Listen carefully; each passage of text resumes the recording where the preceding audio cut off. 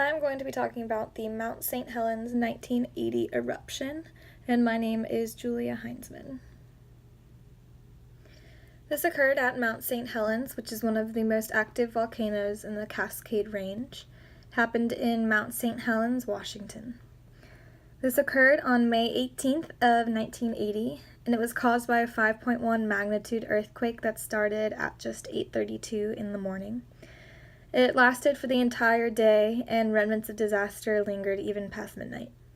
Powerful explosions ripped up the land, resulting in a massive landslide and release of magma and ash. This range is located on a convergent boundary near a subduction zone, which is pictured in the image that I've chosen. The large North American continental plate slides under 3 other plates, resulting in extreme mountains and volcanoes. You can see Mount St. Helens located here, right above the subduction zone, where there's an intense magma being pushed up to the surface. There were 57 documented human fatalities. The surrounding land was destroyed, about 250 square miles. Just to put it into perspective, there are about 4 billion board feet of timber destroyed, which is enough to make about 300,000 two-bedroom homes. Infrastructure ranging from bridges and homes to ports was lost in exponential numbers. More than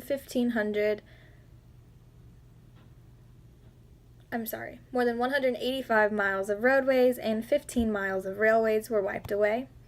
Many health risks also arose due to lack of visibility, increased pollutants in the air, and intense contamination of large amounts of water. Much of the social tourist factor of Mount St. Helens diminished.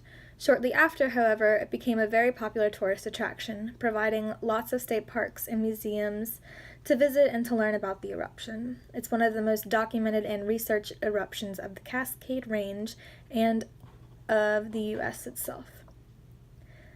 There were countless numbers of animals in the blast zone, including around 7,000 large game animals and over 12 million salmon in local fisheries.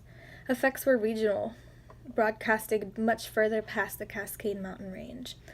All of the surrounded area of 22,000 square miles was impacted by ash alone. Water and air were most negatively impacted, with many various contaminants being released downwind and downstream. Ash spread across the entire United States in just 3 days, and it circled the Earth in 3. This map shows the amount of ash that was deposited. In the yellow zone, you can see about a ½ inch to 2 inches, which is more than the snow that we get here during most of the year, which is pretty crazy to imagine that it's covered in ash. The smaller circles were 2 to 5 and up to 2 inches. This is the size of the crater that was left after the explosion. Some interesting facts that I learned along the way of this research process was that estimated damages from this explosion reached over $1.1 billion, and it's considered the most destructive eruption in history.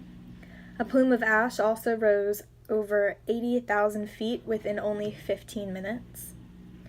And most interestingly, after this quake in 1980, all quakes have resulted in domes being slowly accumulated that are taller than the Empire State Building. Still, this only replaces about 7% of what was lost in the 1980 eruption. And this is a list of resources from my facts. And I think that this eruption goes to tell that we really can't be too prepared for what Earth systems have to offer.